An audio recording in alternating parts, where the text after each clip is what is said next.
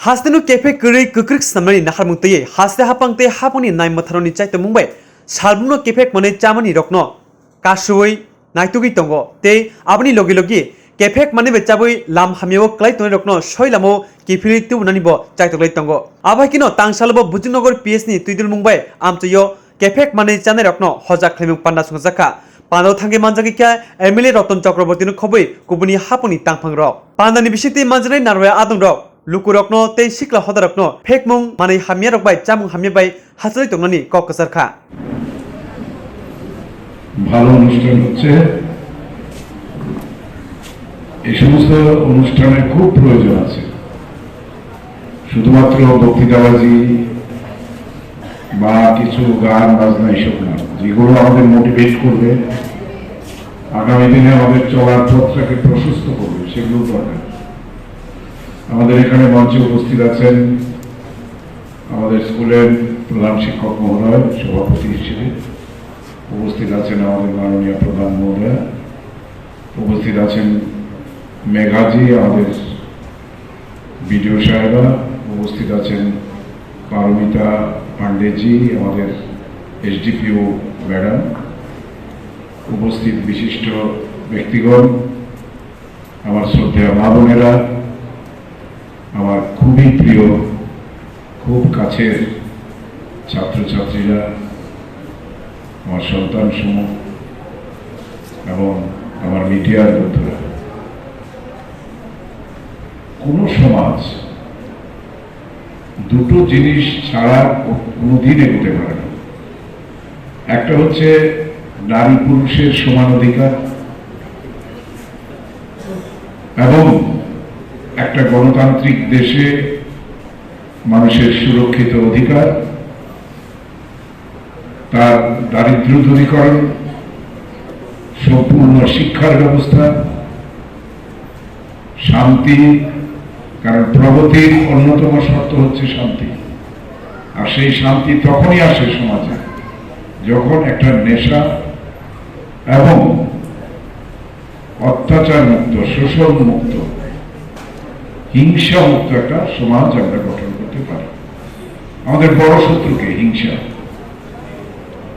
আমাদের বড় শত্রুকে নেশা আমাদের বড় শত্রুকে দুর্নীতি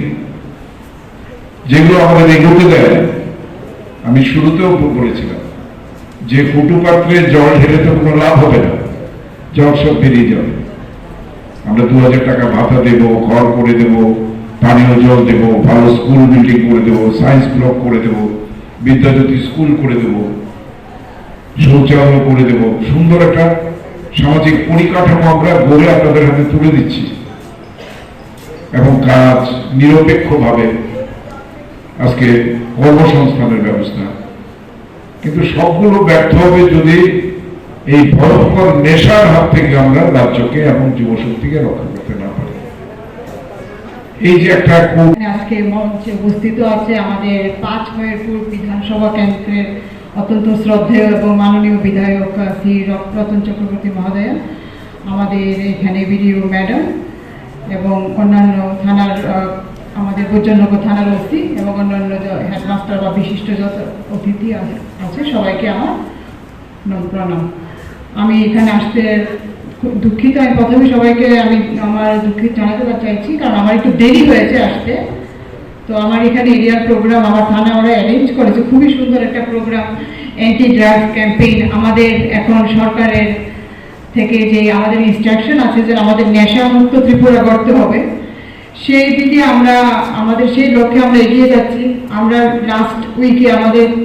আমাদের এখানে সাব ডিভিশনে আমরা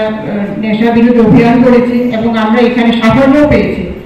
আমরা এখন পর্যন্ত ভালো কিছু নেশা কারবারি ওদেরকে আমরা অ্যারেস্ট করেছি জেলে ওরা আছে এবং আমরা আমাদের জন্য এই নেশা বিরোধী অভিযান সেটা আমরা চালিয়ে যাব তাতে আমরা আমাদের পুলিশের কাজ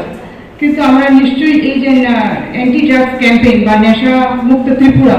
এই যে অভিযান আমরা পুলিশ একা আমরা করতে পারবো না যতক্ষণ না পর্যন্ত সমাজের মানুষ আমাদেরকে সাহায্য করে এখানে আজকে যে স্টুডেন্টস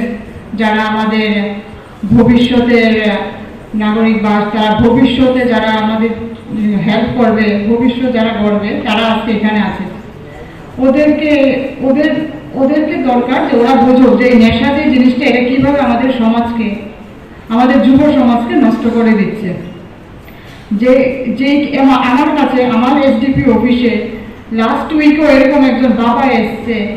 যে ফাদার যে নিজে এসে বলছে যে ওনার ছেলেকে যাতে আমরা ধরে আনি থানাতে, কারণ ওনার ছেলে খুব ভালো ফ্যামিলি, এরকম না যে উনি এমনি family, well to do family, very well to do family, এবং ওনার ছেলে টিআইটির স্টুডেন্ট, সেকেন্ড ইয়ারের স্টুডেন্ট। সেরকম অবস্থাতে উনি বাবা আসে আমাকে রিকোয়েস্ট করছে যে ওনার ছেলেকে আমরা ধরে আনি, কারণ উনি কন্ট্রোল করতে পারছে না নিজের ছেলেকে, ছেলে ওদেরকে যন্ত্রণা করছে টাকার জন্য, কারণ ও ড্রাগস কিনতে হবে। তো এরকম যখন কোনো বাবা এসে বলে আমাদের কাছে, আমাদের খুব খারাপ লাগে, কিছু করার থাকে না আমাদের। তো সেই জন্য আমাদের এখন যারা স্টুডেন্ট আছে ওদের বোঝা দরকার যে সেই নেশা একবার যদি কেউ এই পথে চলে যায় ওদেরকে সেখান থেকে ফিরিয়ে আনা খুবই কষ্ট। আমরা যাদেরকে থানাতে ধরে আনি ওদের অবস্থা অনেক সময় এত শোচনীয় থাকে যে আমাদের অনেক সময় আমরা বাধ্য হয়ে ওদেরকে হসপিটালে অ্যাডমিট করতে হয়।